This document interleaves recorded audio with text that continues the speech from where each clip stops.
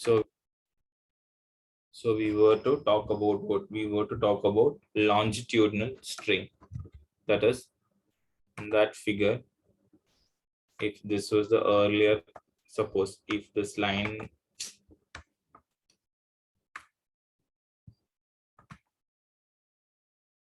wait, let it come. If this is the line which represents the earlier length, due to the application of the external force, if the line or if the length got decreased like this, the longitudinal strain, if the earlier length was L, and if the length got decreased into L minus delta L, so then the change in length will be given as L minus delta L minus what? Minus L only. Hence the change in length will be minus delta L. Taking its modulus value, it will be what? It will be delta L. So the change in length divided by original length, it will be what? It will be the longitudinal strain. Change in length divided by original length, it will be the longitudinal strain. Yes, give me a moment. There is something in the chat. Sorry, your voice is not audible. Am I audible to the rest? Yes, sir. Yes, sir. So we just check the mic, Pravesh.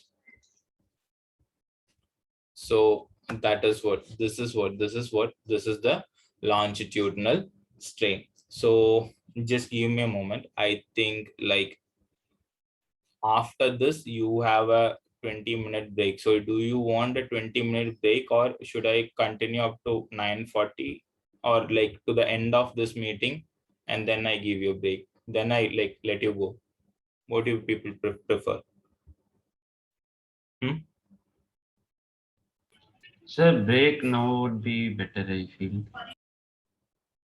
Sir, can you repeat that, sir? Yeah, what I am thinking is that it's 10:10, right?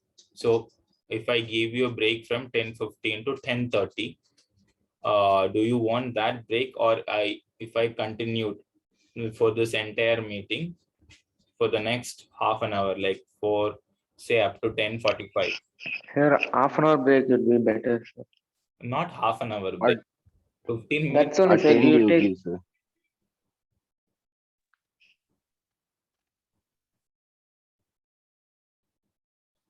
So what is the opinion?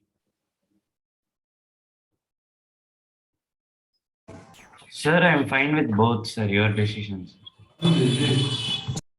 Break. After break, we will continue, sir. Okay, we will break it out at 10:15, and then we will.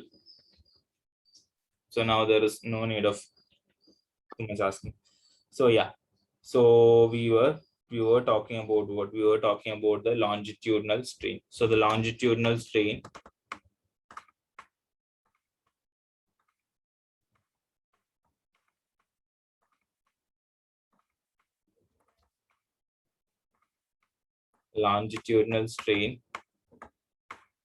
is equal to change in length divided by original length.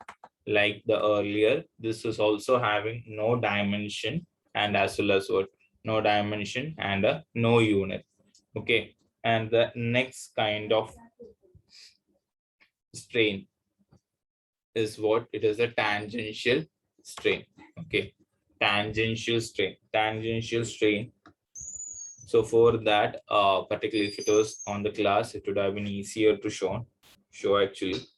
So for tangential strain, suppose you just have to assume like we have placed one book over another one.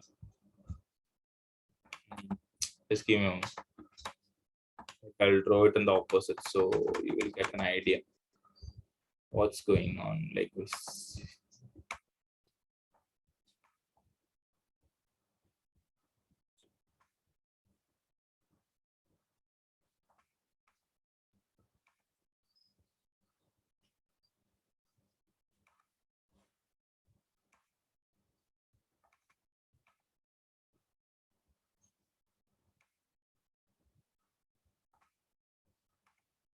Suppose just three books are arranged like this, one on the top of another, one on the top of the another. ultimate tensile strength. Ultimate tensile strength, we will talk about that when we are reaching the stress strain curve. That is the maximum stress that a particular particle can, suffer. That is known as ultimate tensile strength.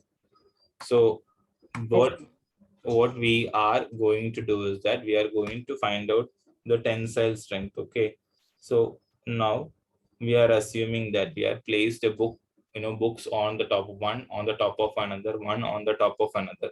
So similarly, that is, each book will be distinguishable for us, right? As one book, as the second book, as the third book, like it will be distinguishable for us. So similarly, if I took solid, okay, if I took a solid material, there will be, you may have came across the name as atomic planes, right? In chemistry, atomic planes, or Bragg's X-ray diffraction.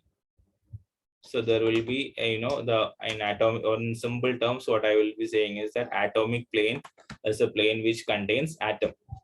Or so we can make a solid into n number of layers like this, n number of layers like this. So each and every layer will be distinguishable to one another. So now you just suppose that you are applying an external force to this one alone. You are applying an external force to the last one alone, or the top layer alone, and you displace this layer alone. So after displacing that, its its shape will be just like this.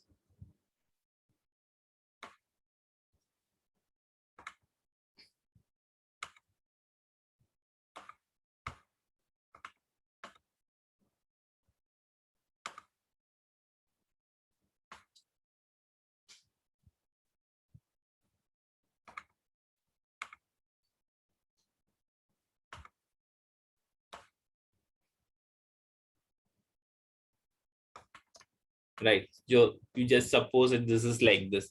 That is, that particular layer alone, it got displaced. So now what is the change here? That is, if that particular layer alone, if it has got displaced, the stress which is formed inside the layer due to the application of this external force, and due to the application of external force only, that got displaced, right? So that is known as shearing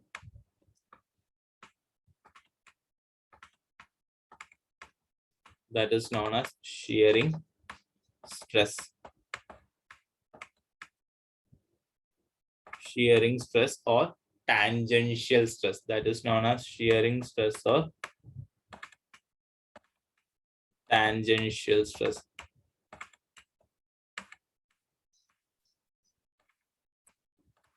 That is known as shearing stress or tangential stress.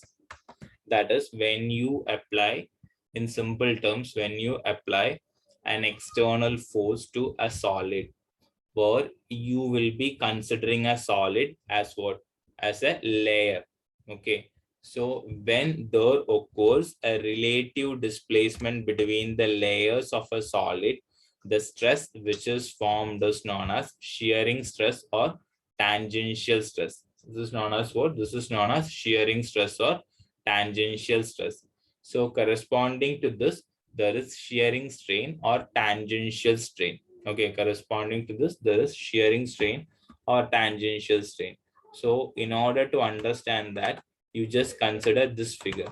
So I'm saying, due to the application, the length.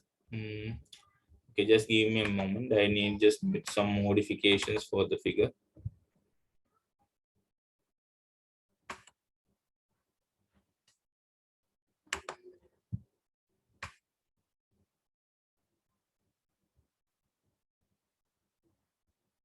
So this is the, suppose the layer which I am drawing right now, this is the last layer, and the length up to this, you take it as capital L. This is the origin and this is capital L. So you just suppose I applied external force to this layer where now I have put a tick mark. So when this external force is got applied to that particular layer only. So if it got displaced or if it got deformed, if the the surface, if it got deformed, so it will be, the first layer will be like this, right? And the second layer will be remaining as it is. The third layer below it will be as it is in the earlier one. But when I'm comparing the position of the first layer with respect to the third layer, there is a change in position delta x, right? Is it there or not? There is a change in a relative change in the position, right? So this relative change in the position due to the application of the external force, then that must be counted in the form of what? That must be counted by the quantity strain. So this can be easily found out. Give me a moment in order to understand that better. We have to erase. You just don't consider these planes. Just give me a moment. We need this one. So now I have erased all those planes. Now let the displacement be represented by a straight line up to here, and then from there we will be drawing an angle to the third layer so that there will be an angle which is swept, right?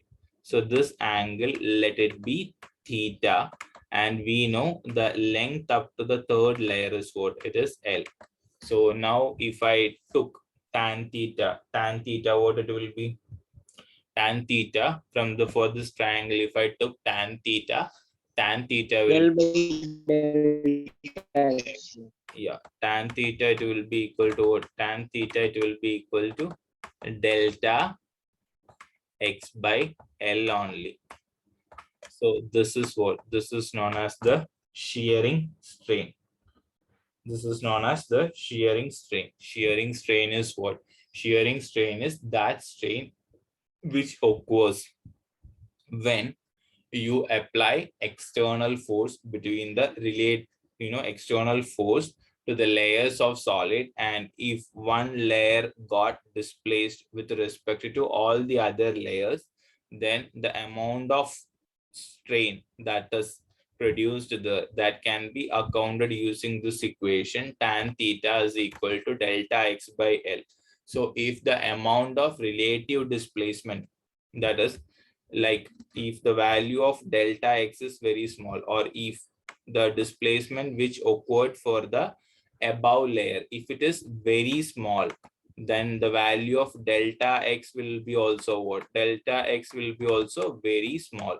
So if the value of delta x is also very small, the value of theta over here, say if the triangle is just like this, just forming a mere triangle like this, then the value of theta is also what? When the value of theta is also very less.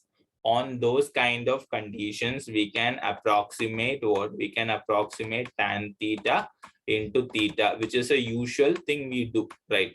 So tan theta into theta, and theta will be equal to what? Theta will be equal to delta x by L. Theta will be equal to what? Theta will be equal to delta x by L. So any doubts up to this? No, sir.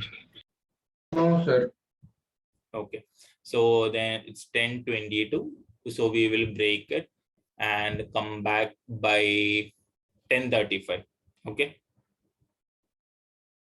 Sure. Okay, sir. sir. Same link, no changes, same link on. Okay, sir. Okay.